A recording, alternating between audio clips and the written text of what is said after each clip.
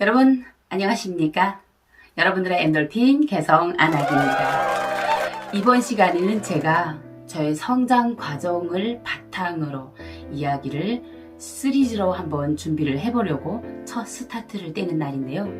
제가 왜 이런 걸 하냐면 어려서부터도 그랬지만 지금의 삶의 현장에서 제가 모든 것을 고난과 시련과 혹은 대중 앞에 나섬에 있어서 뒷소리를 듣고 앞담을 들었을 때 어떻게 그러한 것들을 아무 일 없었듯이 이렇게 이겨나갈 수 있는지, 자, 그러한 바탕들은 과연 무엇이었던지에 대해서 좀 이제 어찌 보게 되면 팁 같은 거, 이런 거를 좀 여러분들께 알려드리려고 합니다.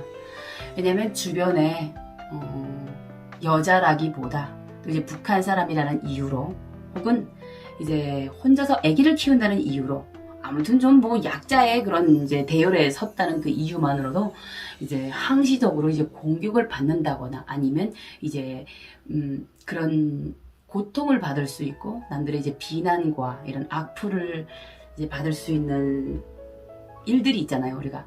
예, 그럴 때 방관이 아닌 함께 동행을 함으로써 그래도 우리가 살아있는 동안만큼은 그래도 알찬, 속이 꽉 찬 이런 인생을 좀 살아야 되지 않을까, 이런 좀 생각에서 제가 이 영상을 찍게 되었습니다. 자, 개성하나 김진아는 어떤 가정 환경에서 자라났을까요? 자, 이렇게 보게 되면 아마도 거슬러 올라가서 저희 부모님 얘기를 안 할 수가 없지요. 어떤 사람들이 보게 되면 쟤는 노는 꼴이 딱 보게 되면 어느 집 막내처럼 보인다. 제가 막내 역할을 굉장히 잘한다고 하더라고요. 그런데 제가 남들을 챙겨주고 이러는 모습을 보게 되면 어떤 사람들은 또 쟤는 마지 같아, 이런 말도 많이 하고 하는데, 저는 막내이면서도 마지이면서도, 막내이지 않으면서도 마지가 아닌, 그러니까 어찌 보게 되면 그냥 혼자입니다. 저는 집안에 원래는 둘이었는데 제가 예전에도 말씀을 드렸다시피 저희 동생이 다 커가지고 좀 안 좋은 일을 겪어가지고요. 지금은 혼자가 됐고, 그러니까 저희 가문에, 북한에 우리 아버지 엄마에게는 자녀가 한 명도 없는 셈이죠. 그렇게 이제 피눈물을 흘리면서 살아야 됩니다. 자, 거슬러 올라가가지고 저희 아버지 엄마 중에서 저의 골동품과 같은 저희 아버지 동무에 대해서 좀 말씀을 드려야 될 것 같습니다.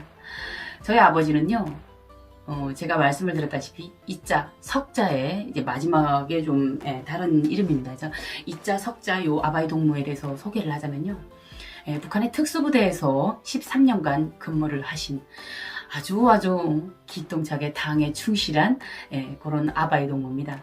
자, 요 동무가 허우대가 멀쩡해가지고 20대 후반에 가게 되면 남자들이 얼마나 멋있어집니까? 자, 30대로 가면서 무르익어지고 40대에 가면서 세련되어지고 50대에 가면 북한의 남자들은 어떻게 될까요? 너무 일을 썩어지게 많이 해가지고 풀기가 없어질 것입니다.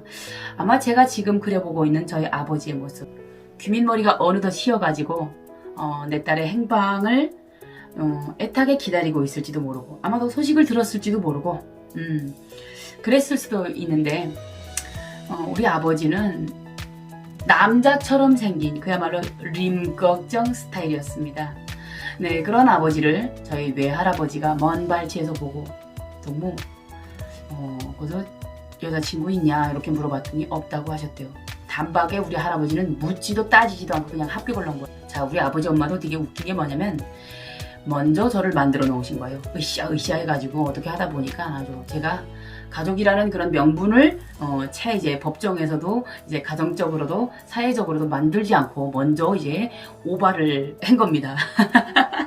자, 그렇게 했는데 너무 웃긴 게 뭐냐면 할아버지가 묻지도 따지지도 않고 우리 아바지 동무를 합격을 시켜버린 겁니다. 왜냐하면 북한 남자들이 그런 왜소한 체형과는 달리 저희 아버지는 키 1m 84를 구축을 해놓고 일단 트랙터 탱크 바퀴에 그 이제 그 찐한 그 바퀴 자국, 타이어 바퀴 자국과 같은 이런 그 골격을 가진 몸매를 아버지가 보유를 하고 계셨대요.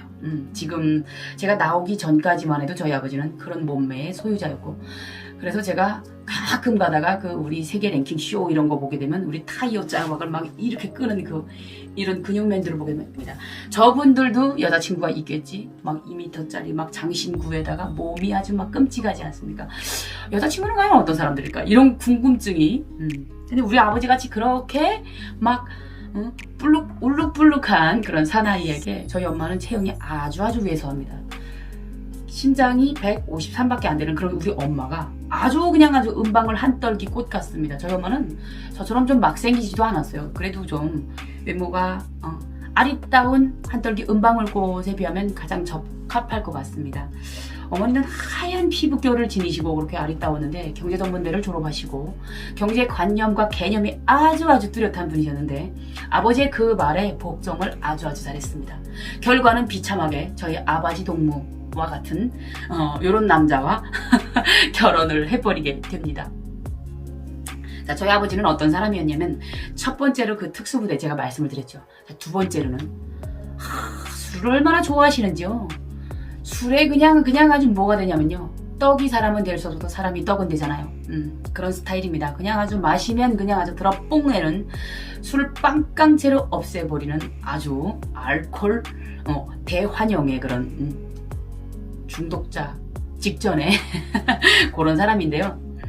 아버지가 너무너무 술을 좋아했어요. 자, 그리고 꼴초 중에 꼴초랍니다. 우리 아버지는 정말 담배를 너무 좋아하셨어요. 그런데 대체적으로 보게 되면 북한의 모든 남자들이 그래도 보편적으로 좋아하진 않나 이런 생각을 좀 가지게 되고요.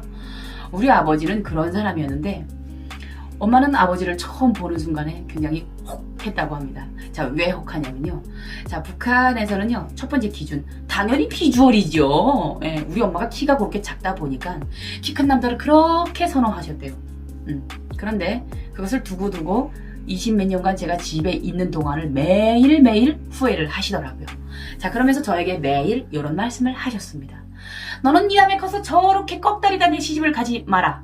이렇게 말씀을 하시는 거예요. 너무 웃겼어요, 그 말이. 그러면 갈라져 지금이라도. 저희 말은 아주 명백했습니다. 요즘 사가지 바가지라고 하는 요즘 시대의, 요즘은 아니죠. 저도 지금 조금은 이제 30대, 30을 넘겼으니까 아무튼. 30 넘겼다 슬프다. 자, 아무튼 그러다 보니까 우리 엄마가 이렇게 말씀하시는 거에 대한 그런 걸 전혀 이해를 못했어요. 10대 척 전에서부터 벌써 그런 말을 막 들었을 때 그냥 장난이 아니었어요. 왜냐하면 그렇게 싫은 거면 그냥 갈라지면 되지나. 그걸 왜 가슴에 품고 그렇게 사냐고요. 이해가 도무지 안 됐어요. 지금의 저는요, 내가 싫은 것은 분명히 안 하고 남이 싫어하는 것도 분명히 안 하고 사는 이런 원칙주의자입니다. 왜 그걸 내가도 싫어하고 남도 싫어하는 거 이거를 하고 사냐고요. 남이 벌써 싫어하게 되면 저는 거기서 스탑을 시킵니다. 짐척을 왜 시키냐고요. 사람요, 100세 시대라고 하지만 100세까지 살기에는 우리가 너무도 가열차고 벅찹니다. 자, 이렇게 벅찬 삶을 우리가 싫다는 것을 굳이 하면서 내가 싫은 것도 남이 하는 게 싫지만 남이 싫어하는 것을 내가 하는 것조차, 저는 이것조차도 허용을 안 합니다. 그런데 우리 엄마는 왜 그런 삶을 굳이 살았는지, 다 너 때문이야, 이런 말을, 이런 무책임한 말을 왜 했을까? 분명하게 이 하늘 아래는 가족이라는 그 존재, 부부를 중심으로 한 그 가족, 물론 그렇게 되면 좋지요. 완벽 그 자체를 추구한다는, 그걸 추구하지 않는 삶은 아마 세상에 없을 것입니다. 하지만 우리는 그런 삶을 다 비껴갈 수가 없습니다. 야, 인생이 그렇게 만만해요? 천만해요. 절대 만만하지 않다 보니까 이걸 어떻게 할 수가 없더라고요. 자, 우리 아버지는 심지어 엄마에게 뭐까지 속였냐면 특수부대 출신 13년 근무자라고 하니까 당연히 이 빨간 끈은 맺겠지. 조선 노동당원증. 아버지가 거짓말을 시킨 거예요. 자, 그런데 이게 언제 빵짱이 나냐면요. 개성한학은요, 어려서부터 언어가 굉장히 빨랐대요. 뭐 궁예처럼 막 아주 태어나자꾸나무리 이빨이 돋고 이런 건 아니고요. 자, 아무튼 제가 4살, 5살 되던 해 타가서 선생님들이 뒷담화를 듣는 그런 날이 있었습니다. 그런데 그래 쟤네 아버지잖아, 쟤네 아버지. 맨날 방구 주머니에다가 그 당생활 총한 노트만 딱 끼고 연구실에 가서 생활총화할 때는 뒷공문에서 담배를 피고 있다가 와가지고는 마누라한테 매일 나 당생활총화 같았어 이런 식으로 한다는 거예요. 우리 아버지가 이런 생활을요 4년 5년 동안 우리 엄마를 아주 감쪽같이 속여왔습니다. 참 기가 막혔죠. 그런데 아주 이렇게 피 터지게 싸우는 날이 하루 있었어요.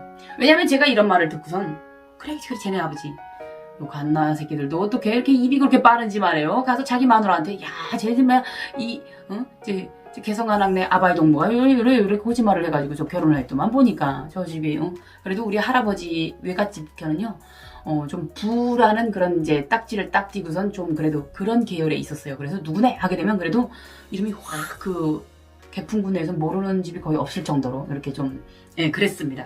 그러다 보니까 소문이 그래 그 집이 딸 그 집이 둘째 딸 거기 시집갔 대잖아 아니 왜 저런 사람한테 가 막 이럴 정도로 암담했습니다. 우리 아버지가 그렇게 한심한 사람인 줄.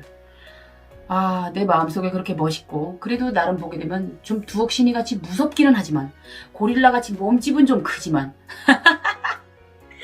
우리 아버지 그래도 좀 괜찮다라고 생각을 했었는데 뒷구녕에서 하는 그 타가서 선생님들의 말을 듣고 사니까 정말 견딜 수가 없더라고요. 그래서 쪼르르 달려와가지고 엄마에게 그 사실을 털어놓게 됩니다. 엄마, 타가서 선생님들이 그러는데 아버지가 당생활총화 가서는 생활총화에 참가하지 않고 뒤에 가서 담배를 피다가 같이 나올 때 나와서 집에 온다라고 하더라. 이렇게 이런 말을 했어요. 자, 이렇게 하니까 어떻게 됐을까요? 난리가 납니다. 우리 엄마는 그냥 아주 한번 입이 터지게 되면 평상시는 정말 조선여적의 전형입니다. 아버지에게 조반 석죽을 딱딱 차려다 바치는 이런 스타일인데 돈은 돈대로 벌지 이쁘고 아장아장하지 아담하지 막 알뜰살뜰 저는 엄마처럼 절대로 못해요. 하지만 우리 엄마보다는 결단력이 있고 그냥 내 스타일 나대로 사는 거야 나대로 이런 거에서는 제가 엄마보다 정말 장점이라고 생각을 해요.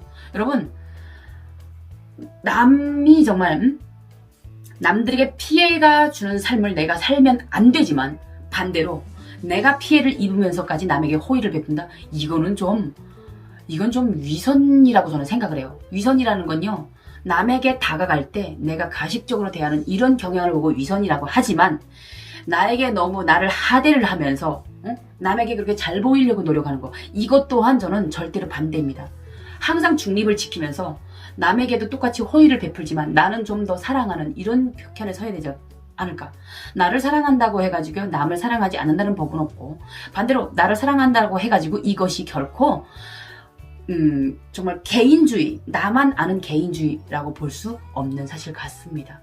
그래서 저는 꼭 그렇게 살아야 되는지 그래서 그런 면에서 봤을 때는 제가 엄마보다는 훨씬 나은 것 같아요. 왜냐하면 우리 엄마는 한평생을 나 자신을 위해서 산 삶이 아니라 아버지 그 고릴라 같은 몸집을 가진 우리 아버지와 이렇게 망나니 같은 딸내미 치닥거리를 한평생을 해오시면서 자기 자신을 깡그리 다 쏟아 바치신 정말 눈물나게 고마운 분이십니다. 그래서 일단은 좀 더 길어지니까 제가 오늘은 여기까지 하고요. 다음 2편에서 계속 가도록 하겠습니다. 지금까지 개성 안하기였습니다.